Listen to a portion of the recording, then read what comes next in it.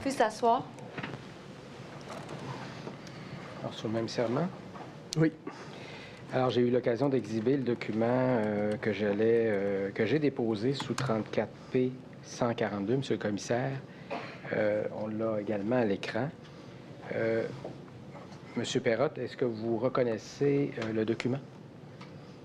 Je l'ai feuilleté tantôt. Tout à l'heure, mais évidemment, ça ne devait pas de souvenir précis là, à l'époque. Non, Vous mais... l'avez reçu peut-être? Ça m'apparaît comme... Il me semble que M.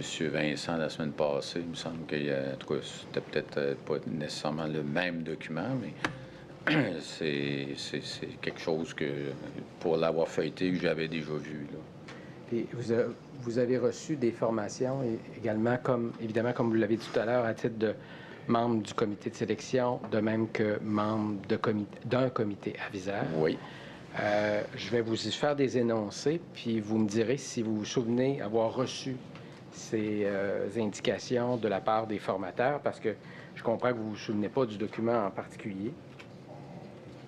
Si je vous réfère à la page 5, c'est les mises en garde là, concernant la confidentialité du processus. Oui. On indique là, aucune information ne doit être diffusée à l'extérieur de vos comités. Ça, vous reconnaissez avoir reçu ces indications-là. Aucune discussion sur les soumissions hors des comités. Absolument. Tous les documents en lien avec les évaluations doivent être remis au secrétaire après les comités. Absolument. Donc, vous aviez un mécanisme ou une procédure que vous ne repartiez pas avec les documents distribués. Absolument. La confidentialité des évaluations perdure dans le temps. Donc, évidemment, là, on est dans une situation exceptionnelle aujourd'hui, mais sinon, depuis, les évaluations étaient confidentielles. Comment dire, moi, à part aujourd'hui ou avec les gens de la commission, là, les enquêteurs, moi, je n'avais jamais ouvert la bouche sur ce qui s'est passé sur le comité de sélection, principalement. Comité aviseur, là, il ne s'est pas passé grand-chose de mon côté, là, mais c'était confidentiel. À la page suivante, page 6.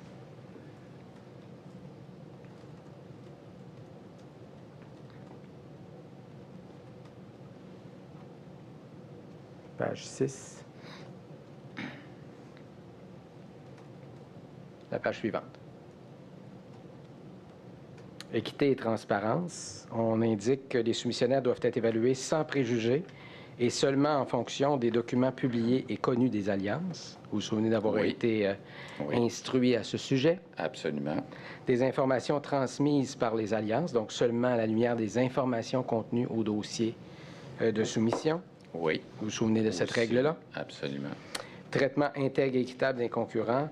La responsabilité de tous, une responsabilité qui était partagée entre les membres des comités aviseurs et le rôle du secrétaire du comité, qui était en l'occurrence Mme Maranda, qui est la gardienne, en quelque sorte, là, de ce processus.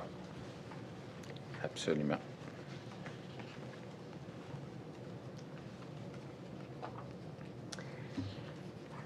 Je reviens sur le rôle des comités aviseurs. Diriez-vous que le travail du comité de sélection aurait été possible sans l'apport des comités aviseurs? La grande question, je dirais, pour ma part, ça aurait été possible. Mais ça nous a éclairé sur bien des choses. Puis peut-être réconforter des fois sur des alignements qu'on prenait. Là. Mais je pense que, puis ça, je l'avais déjà mentionné, c'est les 7 qui étaient autour de la table. Il y avait affaires, il y avait technologie, il y avait finance. On était encadré par le contractuel. Puis il y avait les 4 externes qui ont travaillé au gouvernement dans des PGI. On serait arrivé, moi, personnellement, à la même réponse. Mais je ne peux pas dire que ça ne nous a pas aidés, là.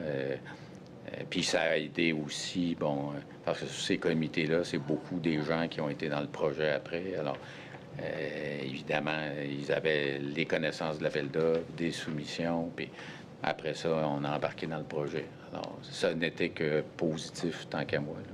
J'ai raison de dire qu'il y avait près d'un millier de critères à appliquer? On parlait d'un 1400, à ma connaissance, là, à peu près.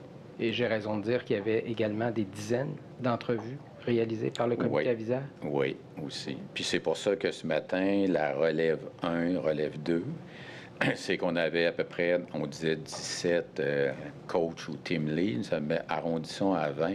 3 alliances, ça fait 60 individus à noter. Puis là, ben si on avait noté la relève 1, la relève 2, là, t'es rendu plus 60, t'es rendu à quoi? C'est 103 fois 6, ça fait toujours 180. Alors, tu sais, ça fait du monde. Alors là-dessus, le comité aviseur, là, ils nous ont aidés. Ça, je peux pas... ça a été d'une grande aide, là, parce que, bon,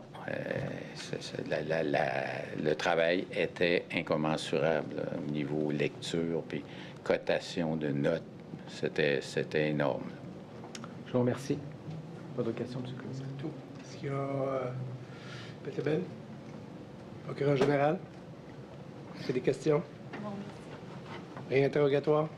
Non, merci. Alors, maintenant, je suis, comme je dis toujours, à chaque témoin, commission d'enquête, c'est un gros casse-tête. On doit deux choses, c'est-à-dire on doit enquêter sur une situation, dans ce cas-ci, passée, avec un contrat toujours en cours, là. Et on doit faire des recommandations au gouvernement.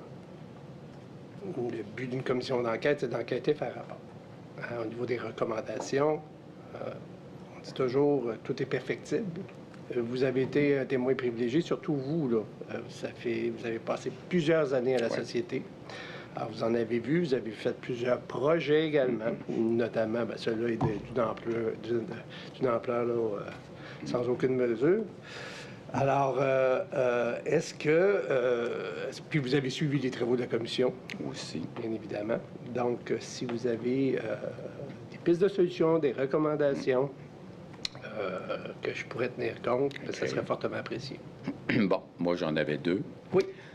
Une, je pense qu'elle a déjà été mentionnée par un des membres la semaine dernière ou l'autre semaine. Allez-y. C'était sur la...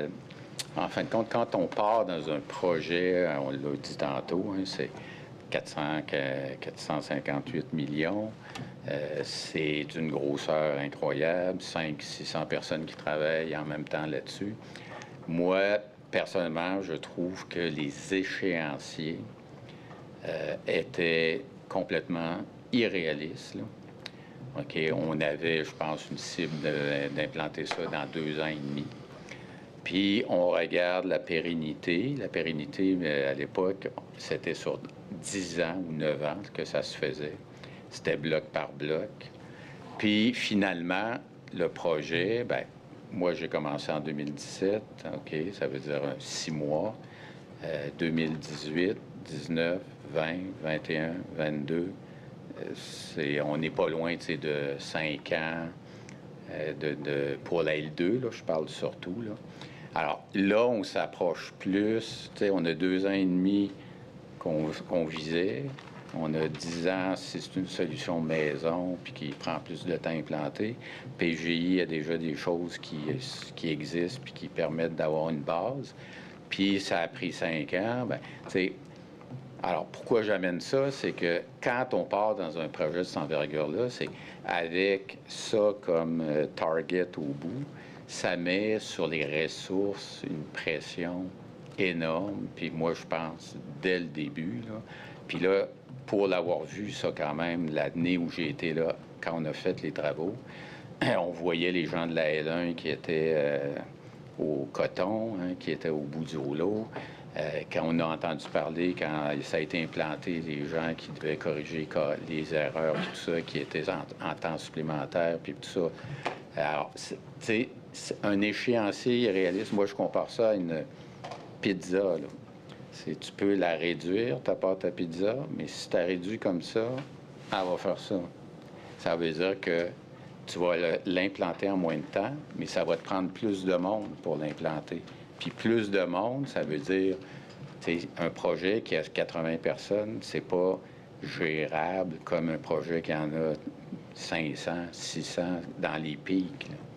Alors, là, je sais, puis pourquoi je le dis, c'est que je sais que vous avez, vous, monsieur le commissaire, le rapport à faire pour ce projet-là, mais on sait tous que là, le gouvernement du Québec s'en va dans une, comment dire, transformation numérique dans d'autres ministères. Alors, il va en avoir d'autres exemples, autrement dit, de projets qui vont avoir sûrement l'envergure ou pas loin de la société. Alors, échéancier, réaliste, moi, je pense que, tu sais, ici à la société, les anciens systèmes qu'on appelait, ils étaient là depuis 82 ou 83, je pense, puis on les a sortis en 2023. Ça veut dire que c'est 40 ans qu'ils ont fonctionné, puis ils auraient pu encore continuer, comme on l'a dit avec les notes sur IDMS, on aurait pu avoir du support. Alors, prendre 5 ans au lieu de 2 ans et demi pour implanter un projet ou 6 ans, moi, je pense que c'est pas abusé, là, entre guillemets, puis ça augmente les chances de succès. Je pose la question parce oui. que je regarde le contrat, on a commencé à travailler dessus. On a commencé à travailler sur le contrat en tant que tel, mais on a commencé à parler du projet en 2014. Ensuite de ça, il va y avoir une entente de principe, il va y avoir un appel d'offres, il va y avoir une entente de principe, il va y avoir les 3 contrats cadres en 2017. Et on a repoussé la livraison de la phase 2, on l'a repoussé. Finalement, on se retrouve à 6 ans. À 6 ans avec la phase 2. Là. Donc, oui, on devait initialement y avoir 3 phases. Oui. Donc, on a revu en cours de route. Et ensuite de ça, on a un contrat de 10 ans. Là. Je le dis toujours, là, c'est demain matin, ça, là, 2027. Ça. C'est demain matin. Est-ce que le problème, est-ce que c'est l'envergure? Est-ce que c'est l'envergure de vouloir avoir un PGI pour avoir tout le core business de la SAC? C'est tout ça qui était trop ambitieux? Moi, je pense que, parce que ça marche aujourd'hui. Donc, il y a eu des bugs, ça a été corrigé, mais ça fonctionne. Alors, moi, je pense que les PGI, peu importe lesquels, avec le back-office qui est plus vanille, les spécificités, des lignes d'affaires comme les assurances, on nous a dit que c'est des fois plus développé que d'autres. Moi, je pense que c'est capable de prendre les affaires d'une organisation de la taille de la SAC ou de d'autres, ou de plus ou moins grande envergure, mais moi, je pense que c'est faisable parce que ça fonctionne aujourd'hui. Mais il reste que, là, moi, je pense beaucoup aux ressources, aux échéanciers, ça amène une pression.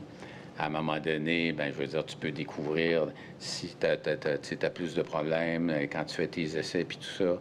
Bien, je veux dire, là, tu vois les dates arriver. Alors, tu sais, c'est tout ce que ça amène comme stress, puis éventuellement, moi, je pense, plus de coûts parce que les gens, autrement dit, ça, on le disait dans le comité de sélection, tu sais, faire un bébé, tu peux pas te mettre à 3 là-dessus pour faire un bébé en 9 mois, ça ira pas plus vite. OK? Puis c'est la même chose un pont. Tu pourrais être 10 sur le clou, puis à l'écrou, puis si t'es 10 autour, là, alors que ça t'en prend juste 2, ça ira pas plus vite. Alors, tu sais, il y a des choses incompressibles, puis quand tu fais un projet de cette envergure-là, moi, je pense qu'il faut y aller avec un échéancier qui est réaliste. Puis déjà là, c'est la première, je dirais, le premier critère de succès. Alors, ça, c'est la première chose. Oui. La deuxième, c'est plus philosophique. C'est que moi, je pense que l'humain, on n'apprend pas de nos erreurs. OK? Puis je faisais ça avant de venir ici. Vous allez dans Google, puis vous tapez fiasco, projet informatique, gouvernement du Québec, gouvernement fédéral au Canada, puis il en sort GIRES, SAGIR, Phoenix, CASA, là, à la santé, il y en a déjà eu à la santé, ou il y en a peut-être en ce moment. Bon. Puis là, il y en a d'autres qui sont à venir. Alors, tous ces projets-là, quand vous les regardez, il y en a qui sont avec PGI, il y en a qui sont sans PGI, mais c'est des gros projets, des transformations. Et ils sont tous 2 fois le prix, 3 fois le prix. Vous ferez l'analyse, là, vous mettrez quelqu'un là-dessus, 2 heures seulement à lire les courriels, là. C'est faramineux. Alors, moi, je pense que ici, la commission, puis c'est un bienfait que vous ayez à faire ces travaux-là pour arriver à des recommandations. Mais moi, je pense que ça serait, oui, noter les échecs ou les choses qui ont mal marché, mais aussi regarder les choses qui ont bien marché. Il y en a des projets qui ont bien marché, puis qui ont été implantés, puis qui sont arrivés dans les échéances, dans les coûts. OK? Puis ça permettrait comme de faire un livre de recettes, là, puis tu pars, tu sais, puis c'est quoi les bonnes choses à faire, puis c'est quoi les mauvaises choses à suivre puis, ou à corriger et éventuellement, bon, arriver à quelque chose où t'encadres un projet qui, parce qu'il va en avoir, là, au niveau du gouvernement, il va en avoir, je ne sais pas combien, mais en tout cas, c'est dans tous les ministères, puis c'est dans les 10, 15, 20 prochaines années, là. Alors, c'est garder en mémoire et apprendre de nos erreurs, mais c'est aussi profiter des bons coups qui ont été faits, puis mettre ça ensemble, puis essayer de faire en sorte que les prochains, bien, je veux dire, ils tiennent le cap, là. Alors, c'est tout. Je vous remercie beaucoup. Merci de votre temps et vous êtes libérés. Bon, merci. Merci. Vous pouvez se poser. Je vais libérer aussi d'autres témoins qui attendaient. J'ai une mise au point à faire. Alors, tous les témoins qui devraient être entendus aujourd'hui, ça ira à demain, prochain témoin. Je demanderai à Maître Laprise qu'elle aille chercher vos collègues. J'ai une mise au point à faire maintenant.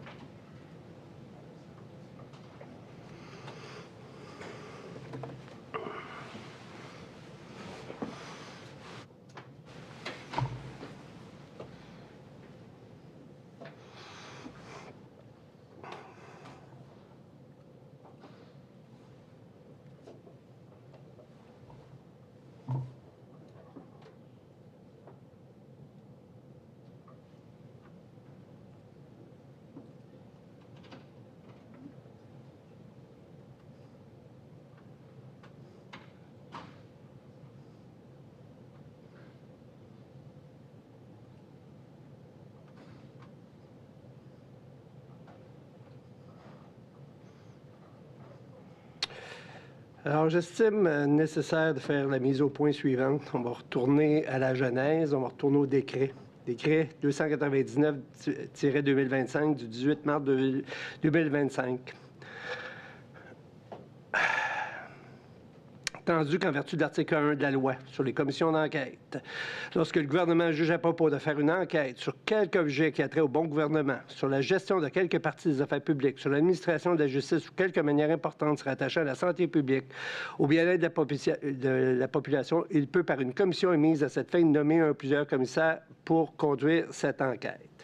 Alors, j'ai été nommé avec tous les pouvoirs qui viennent avec la loi sur les commissions d'enquête. Je vais vous faire grâce de la lecture des dispositions. On va retourner au mandat. Alors, que soit constituée l'enquête sur la gestion de la modernisation des systèmes informatiques de la Société de l'assurance automobile du Québec. Que le mandat de la commission soit d'enquêter et de faire rapport sur les causes et circonstances des problèmes de gestion de réalisation du programme CASA, tels que constatés par la vérificatrice générale du Québec, notamment en ce qui concerne la planification du projet, l'attribution du contrat, les dépassements de coûts et la mise en service de la nouvelle plateforme transactionnelle connue sous le nom de SACLIC. Première partie du mandat. Deuxième partie. Le niveau de connaissance des personnes en autorité au sein de la Société d'assurance automobile du Québec, de même que les ministères concernés des problèmes de gestion relevés par la vérificatrice générale du Québec et leurs conséquences aux diverses étapes de réalisation du programme CASA, particulièrement en ce qui concerne la planification du projet, l'attribution du contrat, les dépassements du coût et de la mise en service de la nouvelle plateforme transactionnelle connue sous le nom de SACLIC. SACLIC, je me dis-je. Parfait. Règle de pratique, maintenant. La Commission accorde le statut de participant à ceux qui ont un intérêt important dans les travaux de l'enquête. On s'attend à ce que quand le commissaire ou la commission donne un statut de participant, que les personnes aident la commission ou le commissaire à remplir adéquatement son mandat. Le mandat, je l'ai dit et je l'ai redit, c'est la découverte de la vérité. Ceci étant, ça se fait ici à la commission, ça se fait sous des témoignages sous serment, avec lequel il y aura un interrogatoire des procureurs de la commission et un large contre-interrogatoire des parties. Je redis encore, il me manque même encore des personnes. Je me pose encore la question pourquoi j'ai donné des statuts de participants à des gens qui ne viennent pas à la commission, qui ne participent pas aux travaux. Ceci étant dit, je vous dis que tout ce qui se fait à l'extérieur de la commission, je n'en tiens aucunement compte parce que ce n'est pas sous serment. D'accord? Ce n'est pas dans l'enceinte de nos travaux. Ça fait 3 communiqués de presse que je vois passer, jour après jour, et dans lequel je considère qu'il y a des éléments de preuve. Il appartient au procureur de la Société automobile du Québec, qui est une société d'État, de rappeler pourquoi cette commission d'enquête a été mise sur pied et en quoi consiste une commission d'enquête. Une commission d'enquête, ça ne se fait pas sur la place publique. Je dis la chose suivante également. Je peux avoir des fois des choses qu'on ne voit pas passer. OK? Vous m'avez vu aller, les objections à la preuve, j'ai beaucoup de difficultés avec ça. Par contre, les objections sur des principes de sécurité de l'information, sur des privilèges, ça, par contre, même si je suis un commissaire, je suis un juge dans la vie. Et ça a une importance fondamentale pour moi, m'assurer de ça. Ceci étant dit, hier, il y a eu une présentation dans laquelle une avocate de la commission a parlé de 1800 contrats qui étaient toujours en cours d'analyse.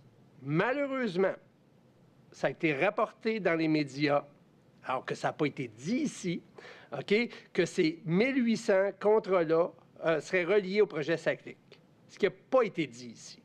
Ceci étant dit, je m'aurais attendu, OK, parce que je ne peux pas tout voir, je m'excuse, là, mais je me fie sur tout le monde ici, là, OK, de me le dire et je l'aurais rectifié. Je m'attends à ce que les procureurs auxquels j'ai donné des statuts de participants, je m'attends également la même chose de mes procureurs, quand il y a quelque chose qui est faux, qui est mal rapporté et qui n'est pas conforme à la preuve, de me le dire immédiatement. D'accord? Et sachez, et peut-être avisez vos clients, que tout ce qu'ils disent ici, la Société d'assurance automobile du Québec, là, je lis ça, là, et je considère que je ne sais même pas si c'est vrai ou si c'est faux, etc. Alors, je ne peux pas les empêcher. Mais si, par contre, je considère que ça commence à nuire à mes travaux, bien, je rendrai peut-être une décision. Là-dessus, j'invite les procureurs à se rencontrer, de faire une conférence de gestion auquel je ne prendrai pas part. Je vais faire une petite marche. OK? Pour effectuer, alors moi j'appelle ça une mise au point, OK? De vous parler pour qu'on continue ces travaux-là sereinement et qu'on se rende au bout d'exercice. Merci, bonne soirée tout le monde. Madame la greffière, vous allez emmener mes choses?